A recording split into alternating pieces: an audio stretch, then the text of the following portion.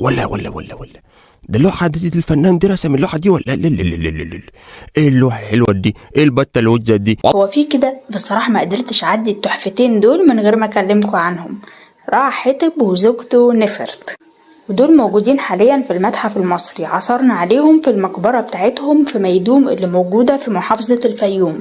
التمثالين كانوا كتلة واحدة وقسمناهم علشان نعرف نطلعهم من المقبرة، وكانوا مخبيينهم ورا حيطة كده علشان الفكرة بتاعت ان خوفو كان مانع التماثيل والكلام ده، لكن الراجل ما كانش مانع التماثيل ولا حاجة، هو بس كان بيقضي على جشع النحاتين في الفترة دي فقلل موضوع التماثيل ده شوية. المهم العمال وهم بيحفروا في المقبرة دي لقوا حيطة الميل بتاعها ما كانش طبيعي، فبدأوا يحفروا أكتر وأكتر لحد ما ضوء الشمس دخل ورا الحيطة دي وظهر لهم التمثال ده.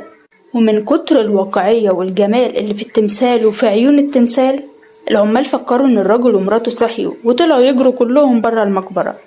طيب مين بقى رع حتب ده؟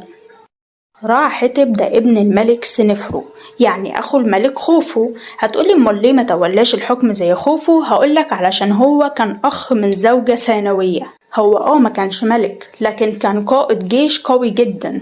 التمثال بتاعه مصنوع من الحجر الجيري ولابس قلادة، قابض ايده الشمال، وده دليل على انه كان صارم على شعبه، وايده اليمين حاططها ناحية القلب، وده دليل برضو على انهم كانوا عرفوا مكان القلب ووصلوا لعلم التشريح في الوقت ده.